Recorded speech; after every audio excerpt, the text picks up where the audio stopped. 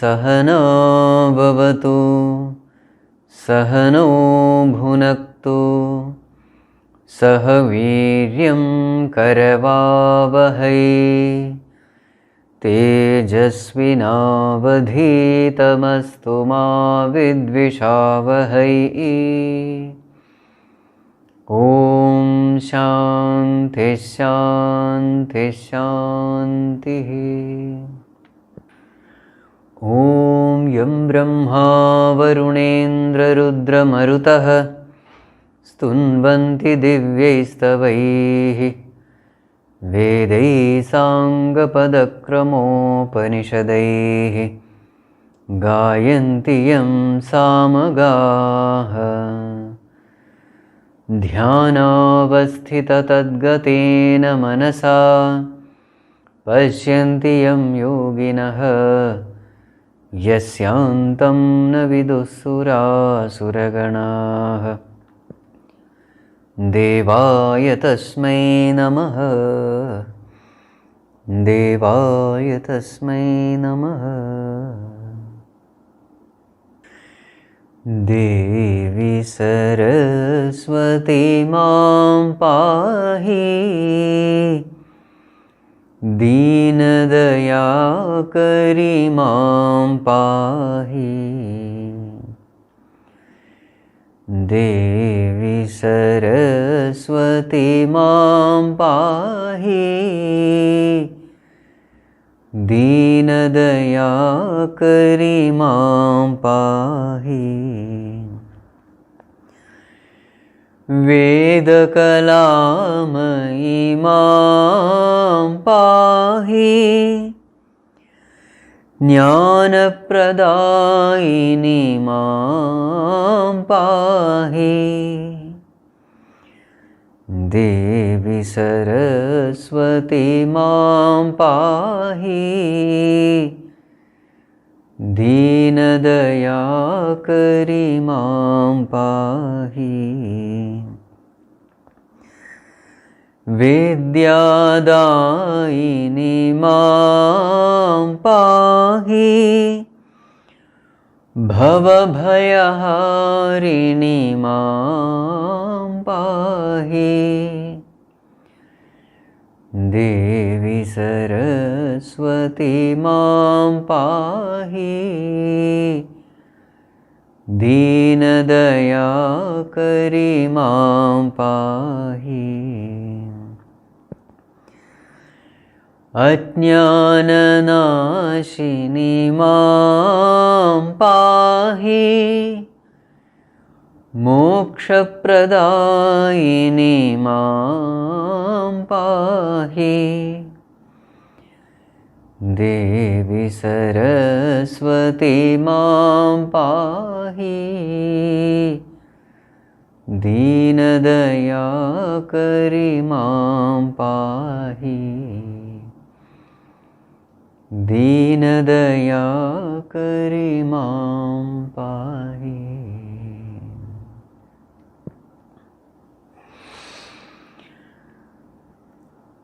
So we were discussing the values mentioned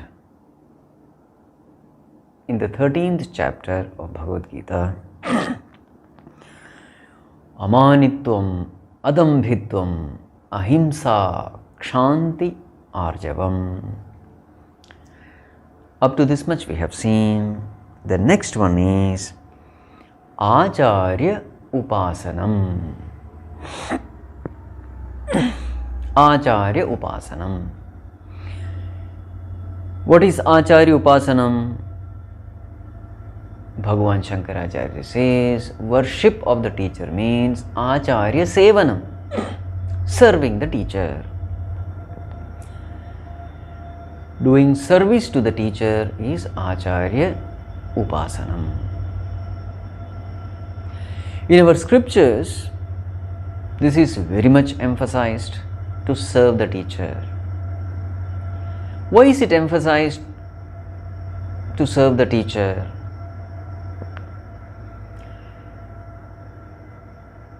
When the student, when the seeker of knowledge gets an opportunity to serve the teacher.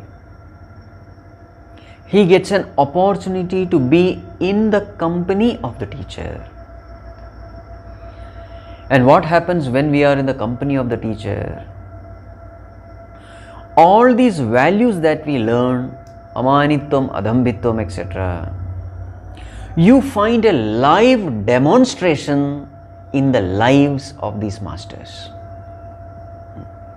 These values we study in the text, in the scriptures. But where do we get to see these values demonstrated? We get to see these values in the lives of Mahatmas. So when we live with such a master, we find a live demonstration of these values in their lives.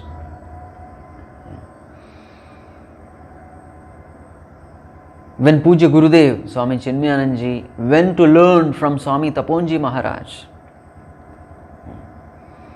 Gurudev saw all these values in full measure in Taponji Maharaj. His jnana, his knowledge, his devotion, his dispassion, his control over the senses.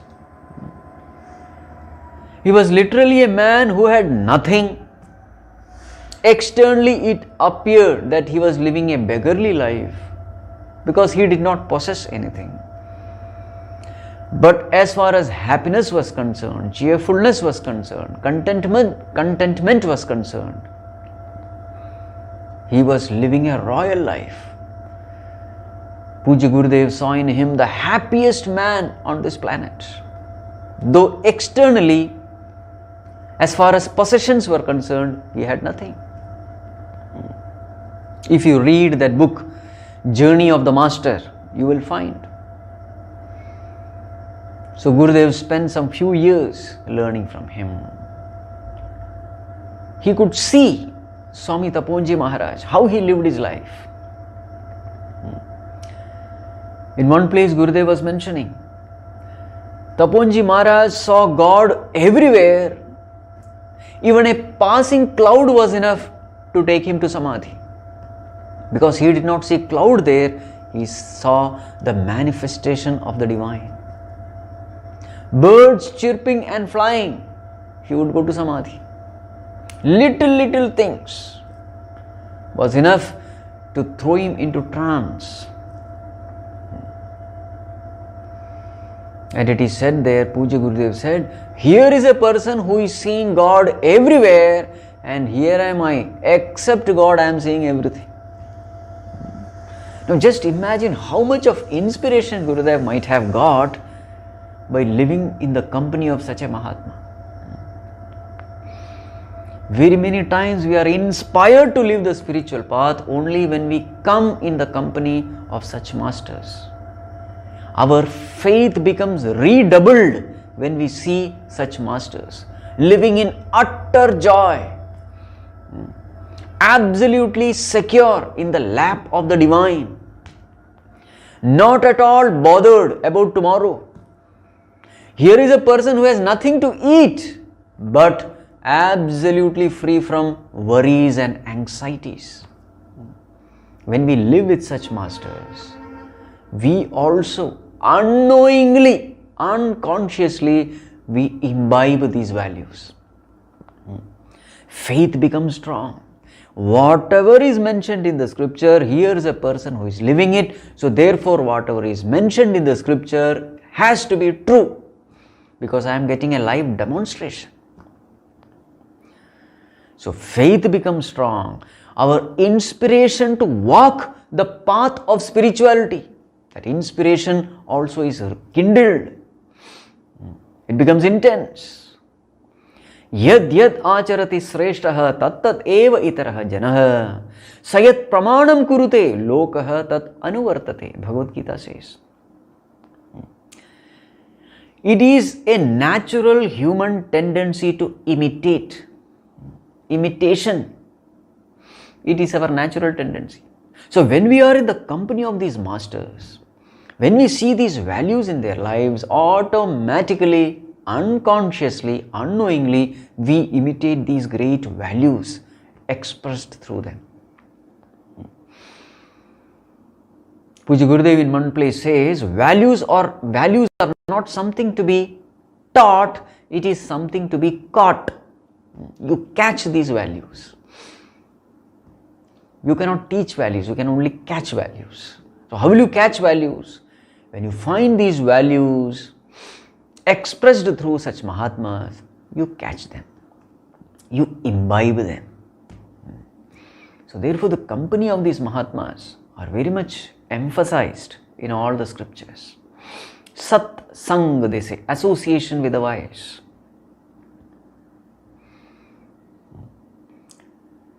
There is an incident mentioned in Journey of the Master.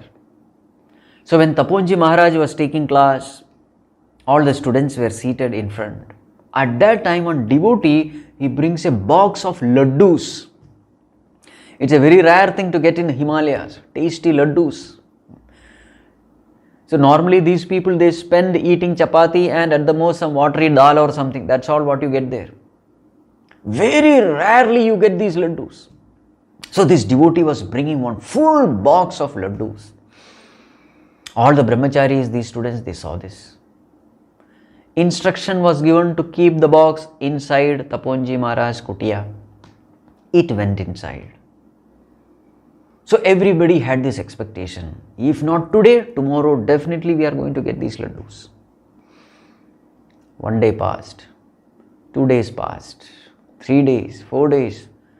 Now very many of these students started having doubt. This Swami is eating these laddus without giving us. Because a rare thing, nobody wants to leave.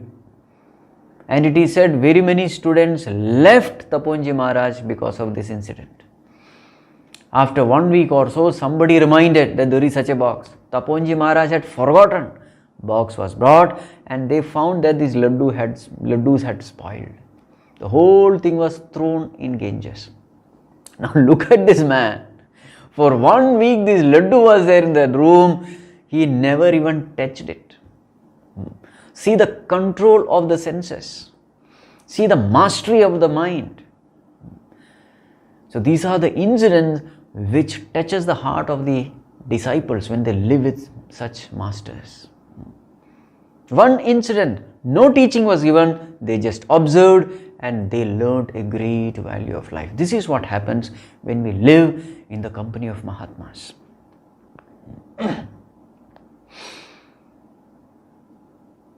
I read another very beautiful incident in Divine Life Society, Rishikesh.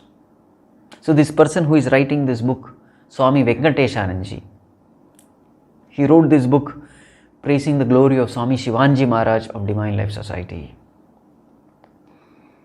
So Swami Chidanji Maharaj was giving class, he was taking class.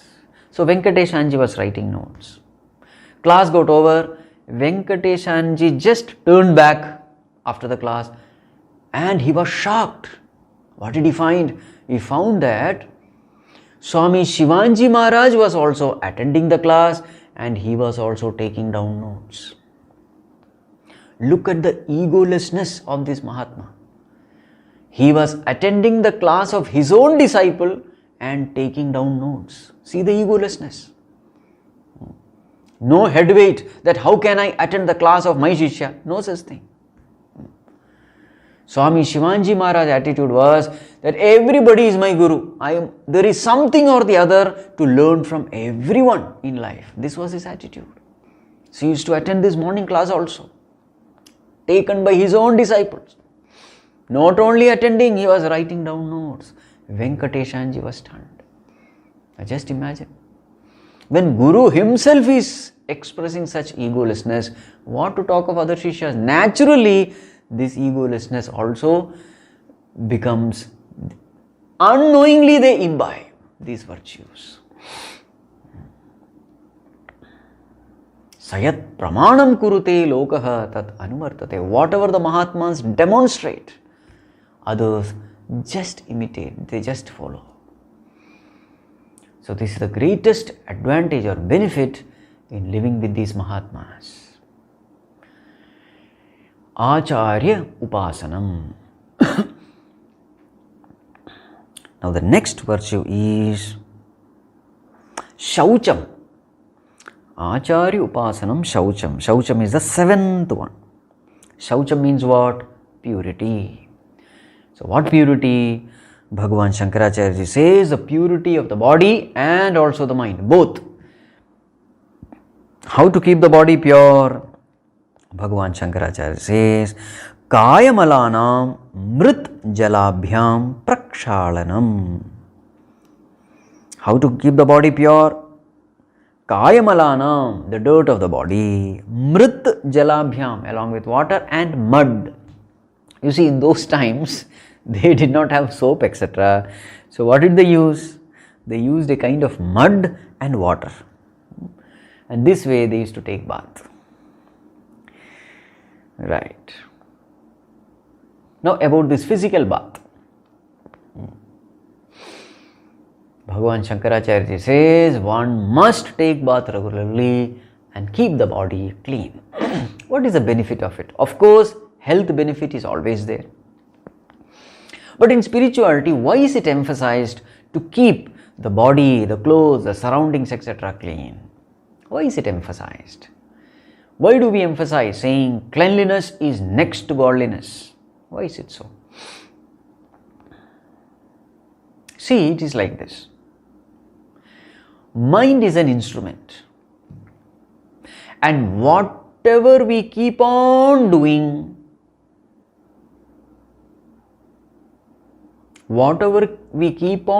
regularly, that becomes a habit in the mind. Mind gets habituated to whatever it does regularly.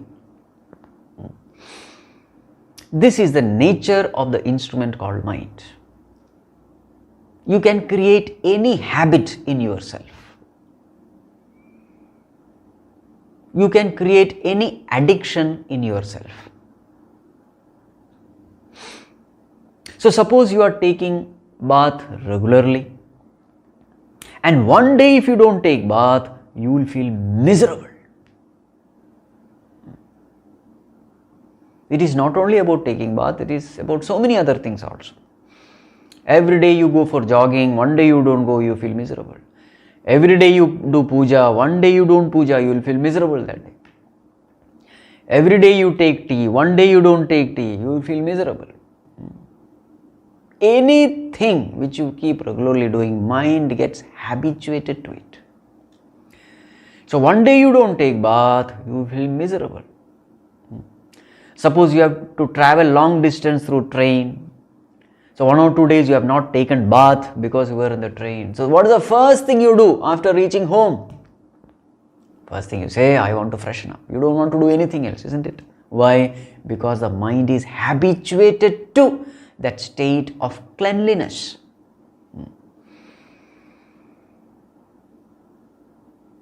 The reverse is also true.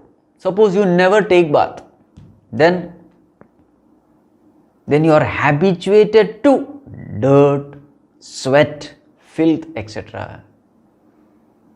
So you will feel allergic to take bath. Look at those rag pickers and beggars on the street, on the roadside they sleep. For years together they have never taken bath and they are very comfortable in that sweat. They are very comfortable. Nobody can go near them, but they are comfortable with themselves in that rags. See, mind can be trained to anything, good or bad.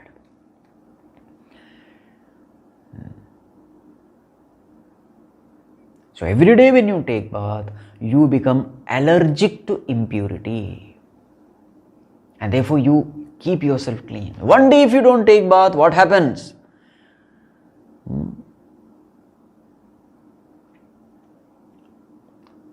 What happens is what we call as mumukshutvam. It's a different kind of mumukshutvam. Mumukshutvam means what? I want to be free. Moksho me bhuyat iti ichha. Mumukshutvam. What is this mumukshutvam? I want to be free from all this impurity. One day if you don't take bath, you find that misery. That is a kind of mumukshutvam only. I want to be free from dirt, from sweat, from that state of impurity is a physical mumukshutva, isn't it? Another beautiful reason, Patanjali Yoga Sutra, it gives.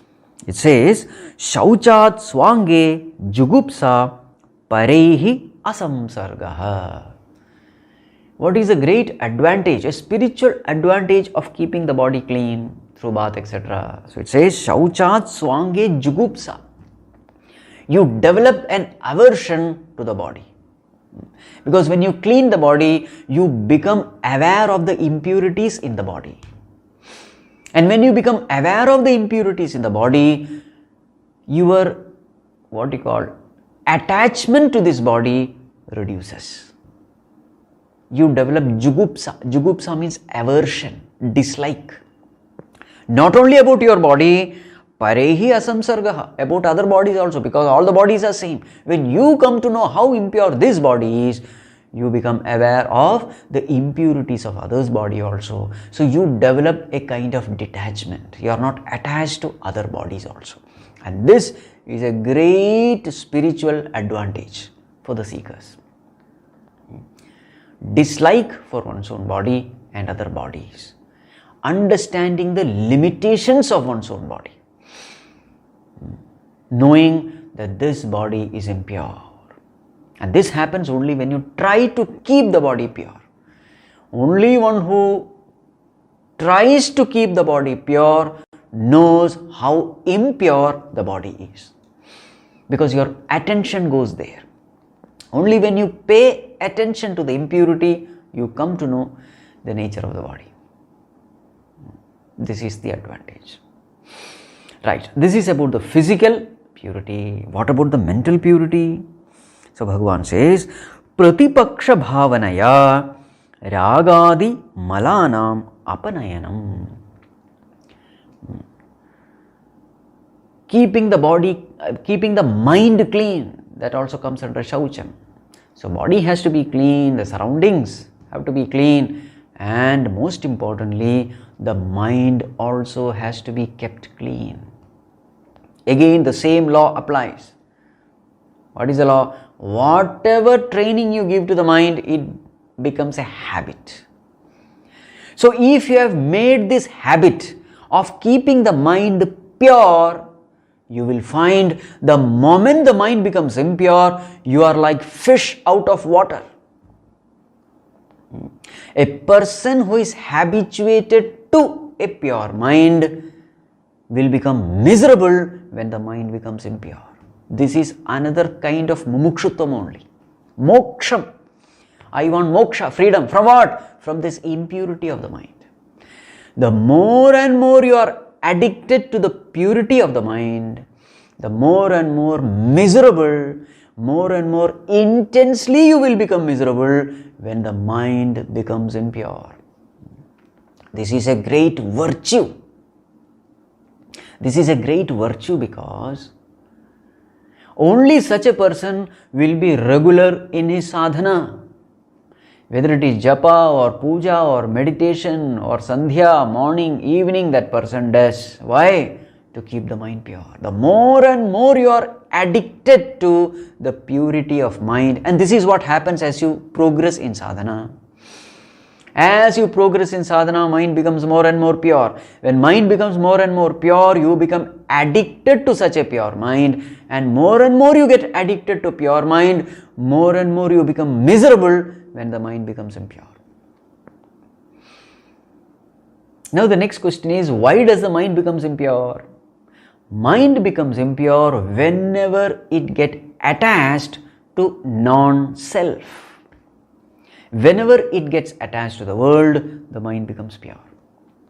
So see the technique given by Bhagavan to purify the mind. Pratipaksha-bhāvanā rāgādi malanam apanayanam. Removal of the impurity of mind. How? Pratipaksha-bhāvanā. So we have to understand this. What is Pratipaksha-bhāvanā? For that we have to understand what is Paksha-bhāvanā. Bhāvanā means thinking. Paksha means side. So Paksha-bhāvanā means taking side. So what is Paksha-bhāvanā? The world is going to give me happiness. This is Paksha-bhāvanā. Kamini, Kanchana, Kirti, etc. is going to give me happiness. This is Paksha-bhāvanā. So then what you do? You entertain such thoughts. Then what happens? Mind becomes impure. Then what happens? An impure mind is a disturbed mind. Then you experience that disturbance. The impurity of mind is experienced as disturbance in the mind. But how did this disturbance come? Because of Paksha-bhāvanā. You took side of a particular thought, a worldly thought, and therefore you became attached to something, being or situation. And thereby what happened? Raga-dvesha, the mind became filled with Raga-dvesha, which is nothing but impurity. So how to remove this impurity? So Bhagavan says, Pratipaksha-bhāvanā. Pratipaksha, prati means the other side. Think the other way. A particular line of thinking created disturbance. Now what you have to do? Go the other way, go opposite. So when the mind gets attached to the world, mind becomes impure and disturbed. So now what we have to do? We have to do Pratipaksha. Pratipaksha means opposite. What is opposite? Detach from the world, attached to God, attached to self. This is Pratipaksha. How do you detach from the world? By knowing the limitations of the world, by knowing the imperfections of the world, contemplating upon it. Then that is Pratipaksha-bhāvanā. Earlier you contemplated upon the joys which the world can give, therefore the mind was attached to the world. Now what you have to do? Pratipaksha-bhāvanā, opposite. This world may appear to be giving happiness, but actually it is full of misery only. Now that is Pratipaksha-bhāvanā. So withdraw the mind by meditating upon the defects of the world, and then fix the mind in the self by meditating upon the nature of the self. So these are the two things you do. So Pratipaksha-bhāvanaya, what happens? Rāgādi-malanam apanayanam. So in this process, what happens? Raga, dvesha, kama, krodha, ahankara, mamakara, everything goes away. In short, right thinking purifies the mind. Wrong notions make the mind impure.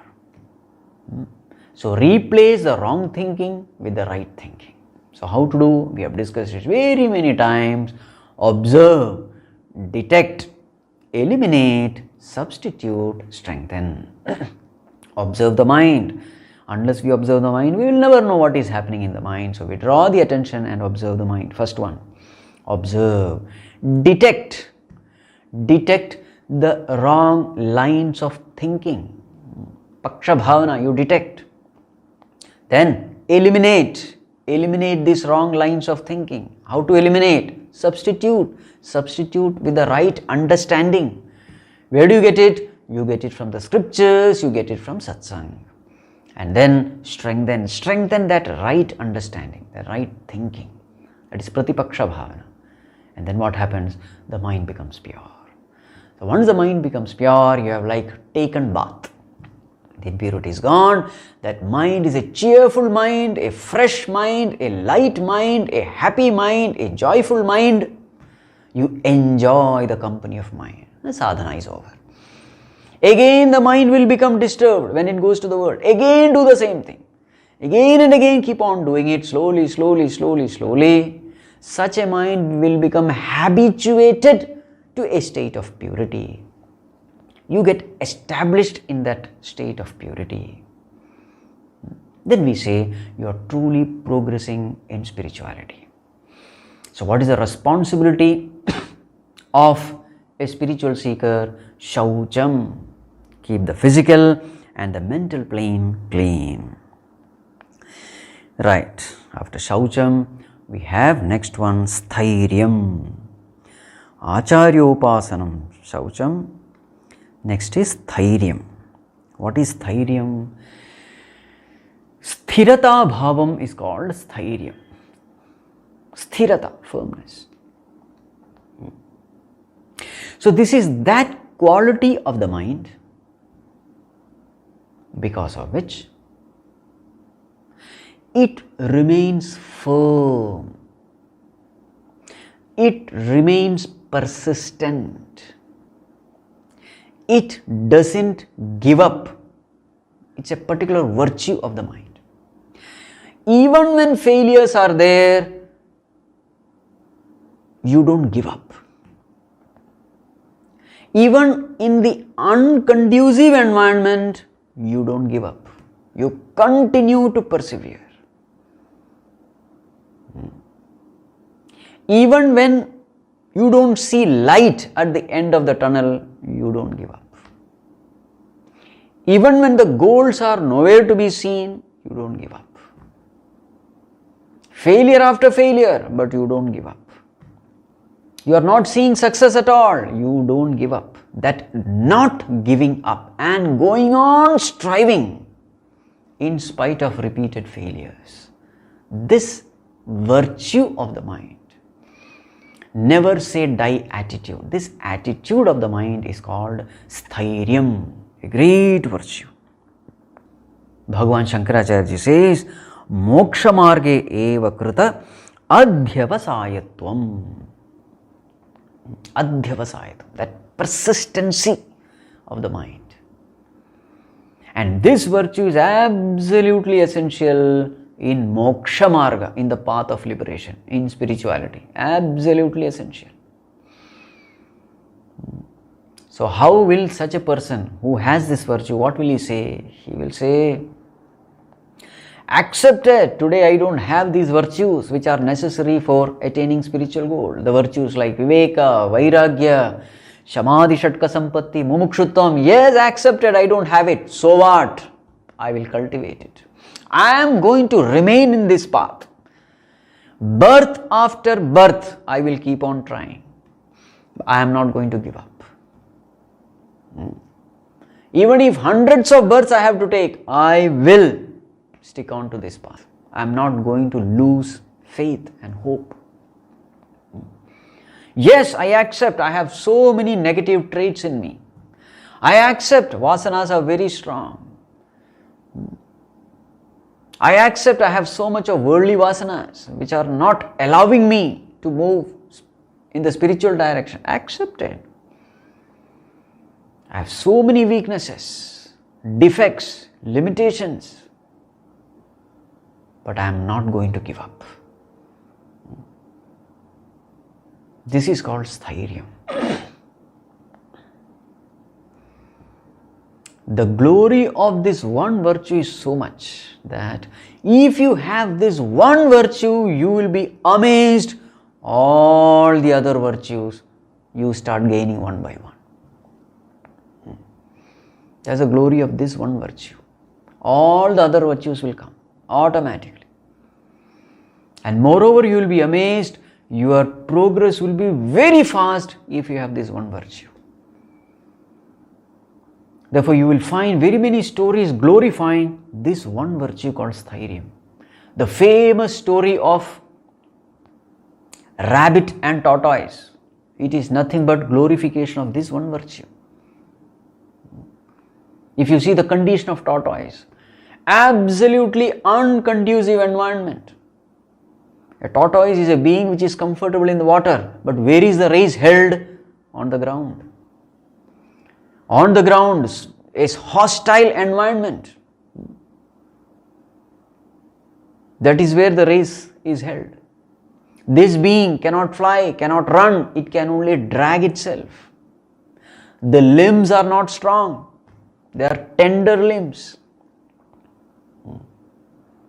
See, and the opponent, the strongest opponent, rabbit, with it, it had to contest. So you will find the entire environment is hostile. But then this tortoise had one virtue. What is that? Go on and on and on and on. A rabbit had everything but did not have one virtue. What is this? This virtue called STHAIRYAM. Slow and steady wins the race, they say. If you go to these mountains, etc., in Gangotri also you will find. You will find big, big rocks, and through the rocks you will find deep crevices. Grooves are cut by the flowing water, by the flowing Ganges. So many years is water flowing. What happened? Even the rock gave way. See, rock is such a hard thing, water is such a tender, soft thing, but when continuously that water, after flowing for many years, what happened? The rock had to give way. Big, big grooves are cut in the rock. This is what STHAIRYAM can do to us. So we should never feel discouraged when we find that very many virtues are not in us, which are necessary in spirituality. All these virtues, very many of them, when we discuss, we find that we lack it. Doesn't matter, you just cultivate this virtue called STHAIRYAM. Now a very important question is, how to cultivate STHAIRYAM?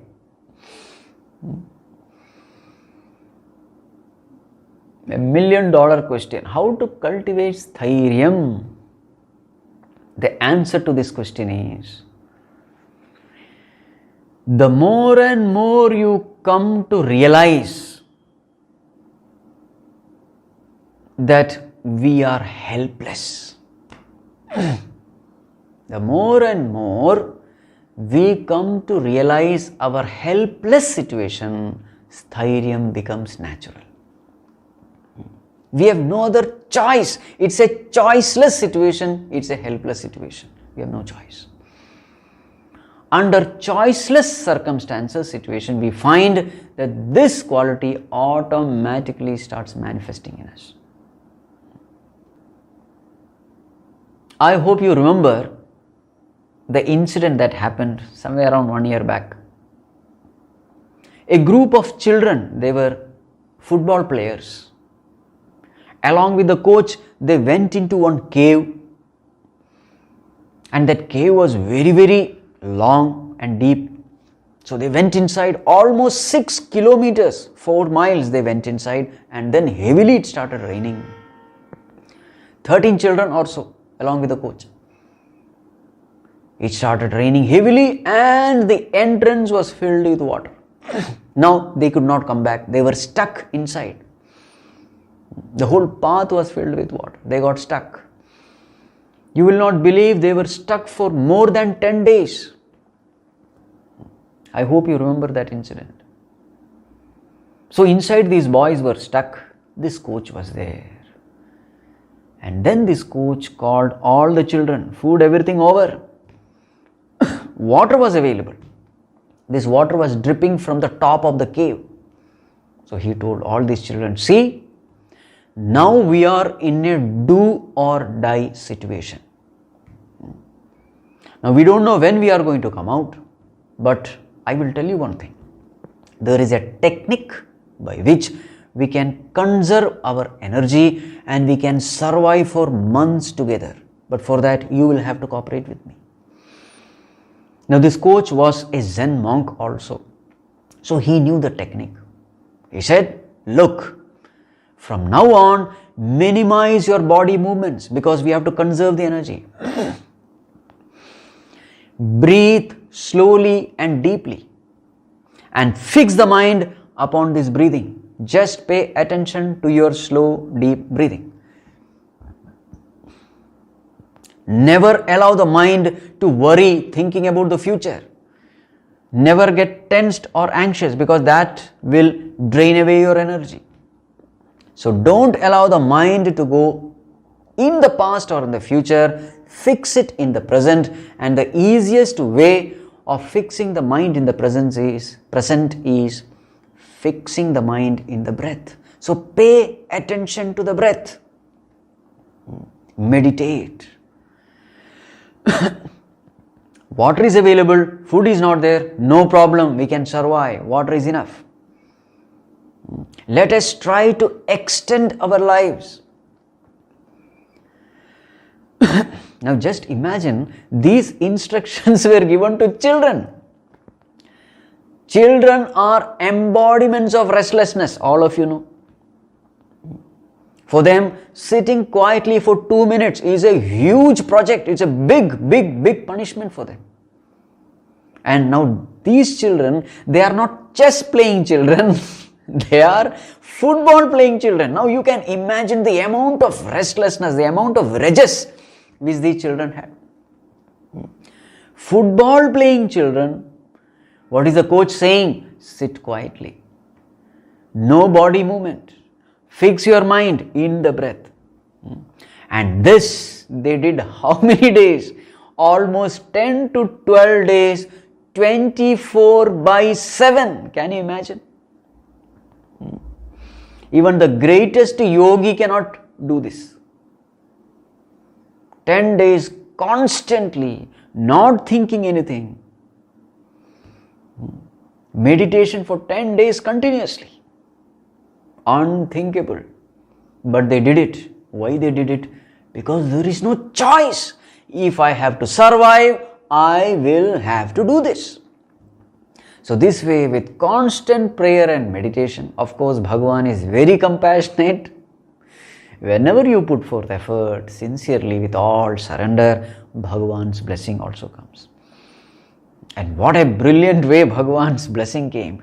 All over the world the message spread. The best teams from different countries, they poured in.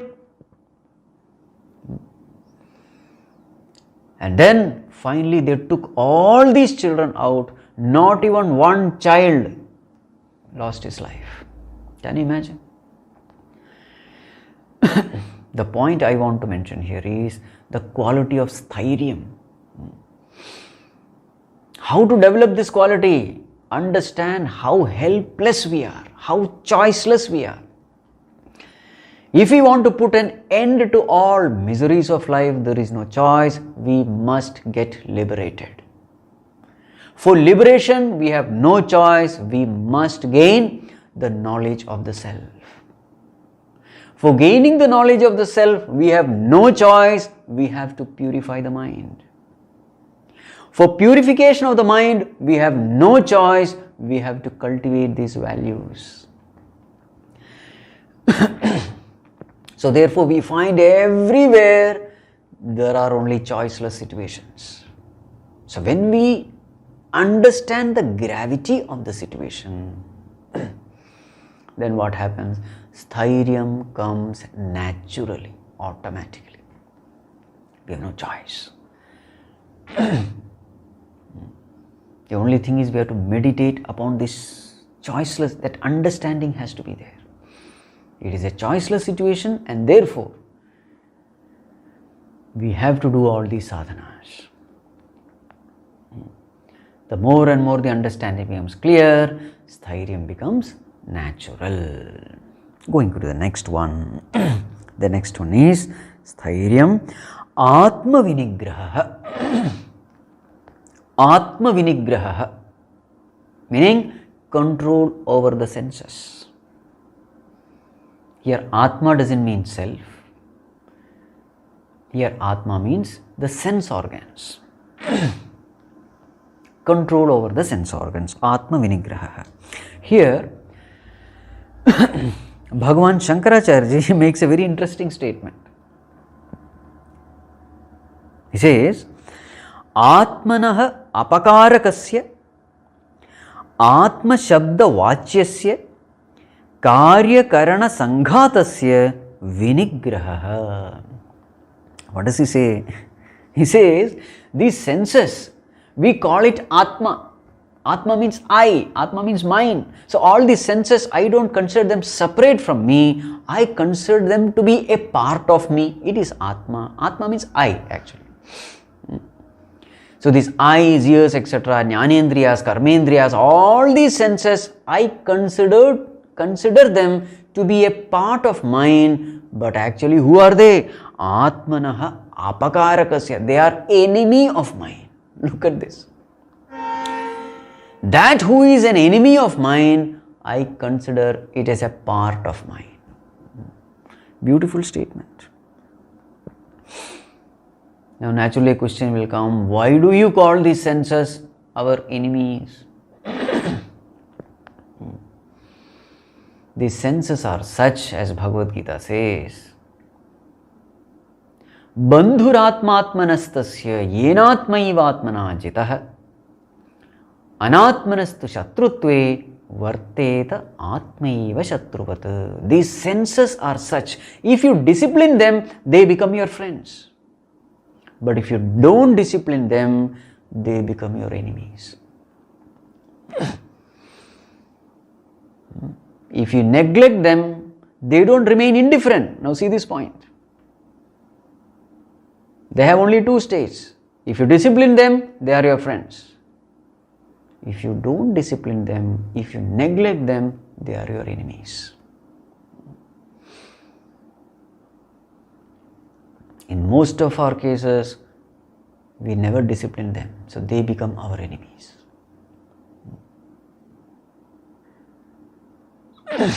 Very many times people, they don't like this idea of discipline. They are allergic to discipline. Very many people don't come to spiritual classes only because of this one term called discipline.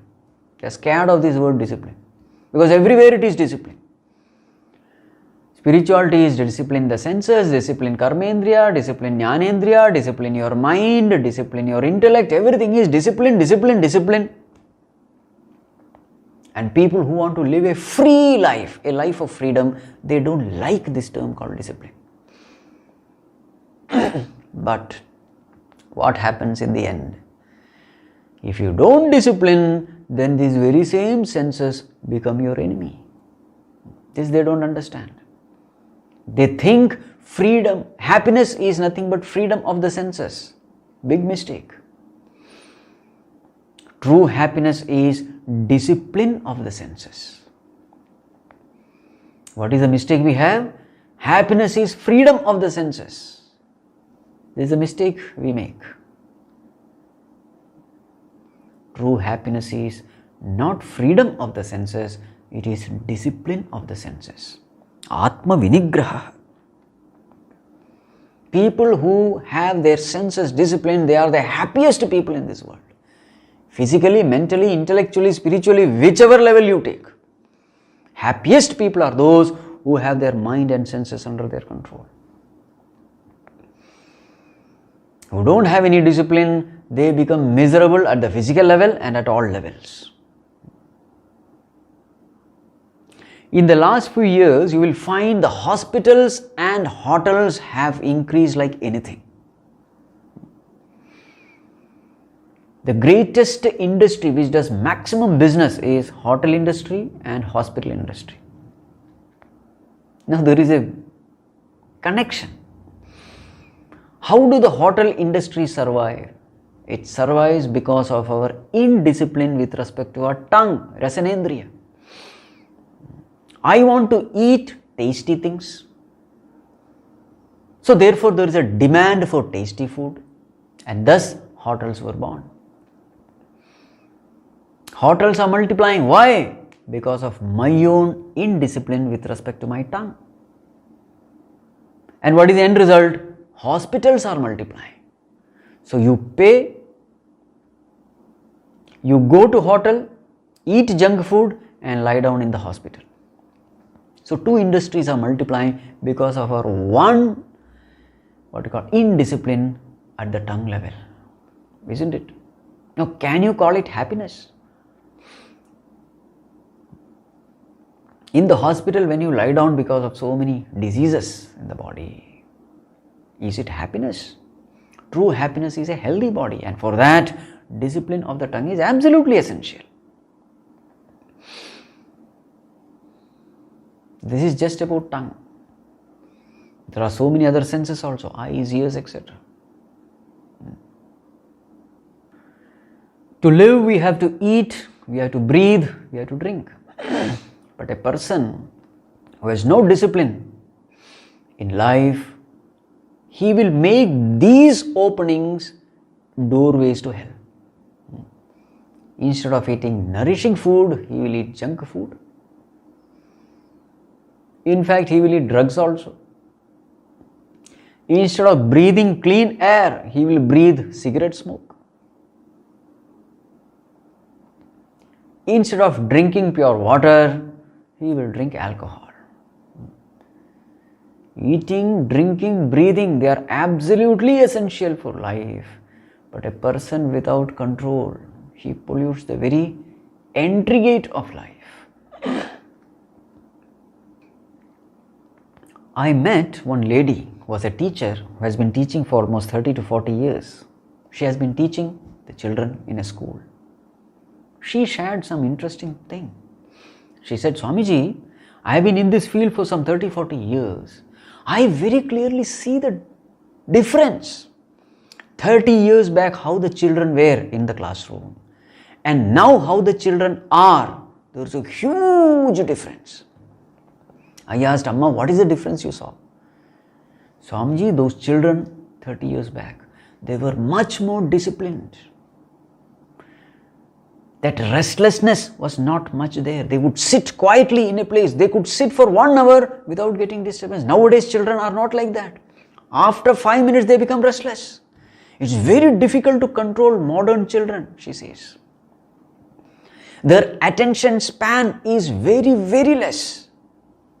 They are not able to concentrate for a long time. They are disobedient, disrespectful. There is a huge difference in these 30-40 years. Now she is saying this. The more and more we are giving freedom to these children,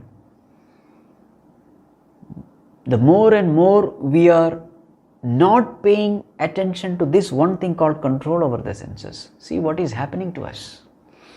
In the name of freedom, we are spoiling the generation. She was telling one incident. So there was this child who was sleeping in the class. Very many times warning was given, but again she found that this child was sleeping. So therefore she called up the parents and informed, I don't know why your child is sleeping in the class, not able to concentrate. Please find out the reason.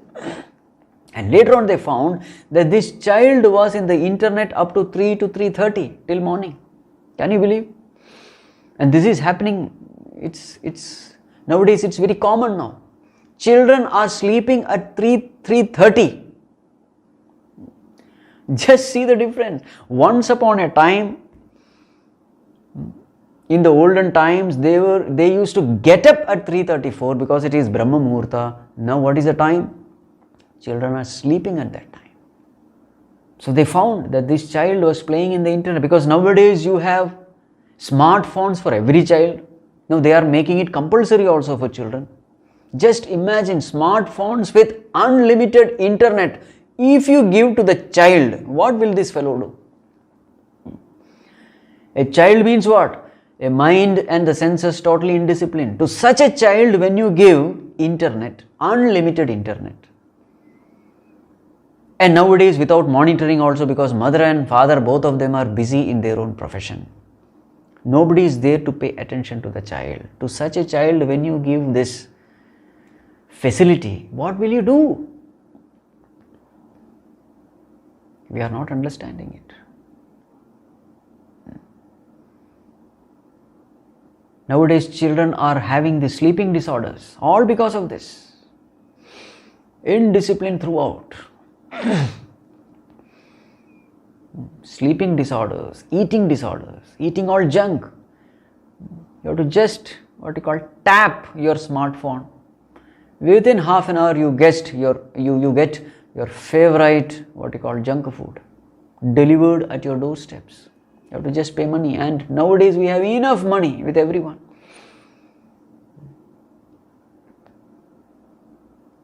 When Vyāsa in Bhagavatam, when he wrote this, I was wondering how this is going to be possible. He had written very clearly that in Kaliyuga, what are the problems which the people will face? Mandaha, mandamatayaha, mandabhagyaha, upadrutaha, alpayushaha. So many terms were used, especially for Kaliyuga. He says people who are going to be born in Kaliyuga, the general nature is they will not have good health. They will be lazy. These are all the things written there. their lifespan will be very small. This is written. They will be indisciplined. They will lack concentration. Very much distracted they will be. They will have no faith in God. All these things are written in Bhagavatam. When? Thousands of years back. So I was wondering how this is going to be possible. But as things are, unfolding, I find whatever āCHārYA has written is 100% true. In the name of freedom, we are spoiling this young generation. āTMA-VINIGRAHA. The time is up, so now we will continue with the next value, Indriyartheshu Vairagyam. Om Sarve Bhavantu Sukhinah Sarve Santu Niramayah Sarve Bhadrani Pashyantu Ma Kaschit Dukkha Bhag Bhavet Asato Ma Sadgamaya Tamaso Ma Jyotirgamaya Mrityorma Amritam Gamaya Om Shanti Shanti Shanti Harihi Om Shri Gurubhyo Namaha Harihi Om.